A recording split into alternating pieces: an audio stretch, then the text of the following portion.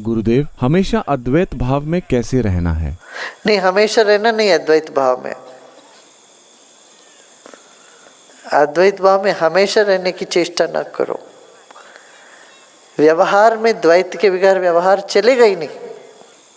व्यवहार में द्वैत रखो, ध्यान में विश्राम में अद्वैत भाव में विश्राम करो, बस इतना। जब भी मन विचलित होता है अद्वैत भाव में विश्राम कर लो। ध्यान करोगे तो अद्वैत भाव में करो, पूजा करोगे तो अद्वैत भाव में, बाकी सब व्यवहार में द्वैत, तो अद्वैत भाव में विश्राम, वही ध्यान। मूड मेकिंग नहीं करना चाहिए। ध्यान आए तो जैसे काम करना साधारण बन के करो। ध्यान में जाओगे तो सिद्ध बनो, ठीक है ना। व्यवहार में आएगा तो व्यवहार, तो हमारी निष्ठा वैसे होनी चाहिए। यहाँ दक्षिण के राजा ने पेठा मंगाया। कहाँ से? आगरा का पेठा तो बड़ा मशहूर है। तो पेठा मंगाया तो फिर उससे उनकी हलवाई ने पेठे का सब्जी, पेठे का सांभार, पेठे का दम मिठाई, पेठे का खीर, सब पेठे का बनाते खिलाया। तो राजा को बहुत अच्छा लगा। उनके साथ जो विदूषक थे, जैसे बीरबल जैसे एक व्यक्ति था, तेनाली रामकृष्ण जैसे, राजा उनके साथ भोजन करते हुए बोले, देखो कितना बढ़िया पेठा है। तो उसने तो उसका गुणगान किया, कविता लिख दी पेठे पर। कद्दू, वो बोले ये कद्दू तो बुद्धत्व की ओर ले जाएगा सबको। कद्दू से बुद्ध बने, कद्दू से सिद्ध बने, कद्दू में सब कुछ है। बहुत उसकी गुणगान करी। राजा बहुत खुश हो गया, देखो आज मैं कद्दू खाया, मैं भी बुद्ध जैसे सिद्ध बुद्ध, इससे कुछ कम नहीं हूँ।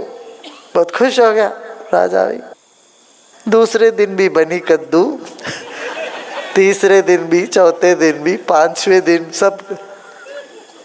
तब फिर राजा को पसंद आया, तो फिर पूछना क्या है।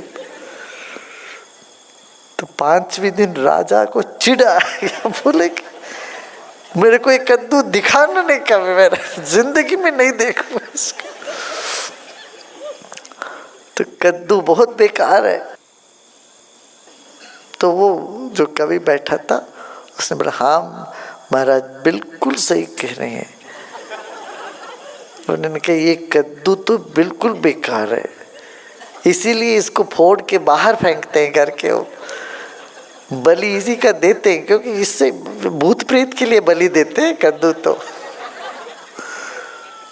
थोड़ी ना खाते हैं, बुद्धिमान नहीं खाते, तो दान दे देते हैं।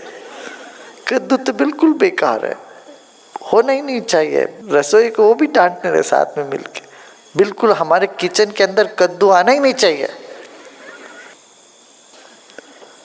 तो जब राजा चिल्ला उल्ला लिया तो थोड़ा फिर बाद में होश आ गया, थोड़ा शांत होने के।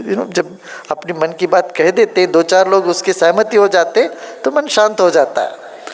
चलो सब हो गया, काम हो गया लगता है। तो राजा अपने आप ठंडा हो गया, राजा भी ठंडे हो गए।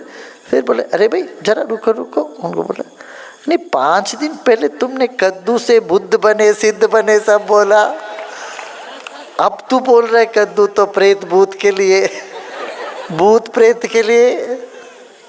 बोला, जी हुजूर साहब, हम तो सेवक आपके हैं, कद्दू के नहीं है।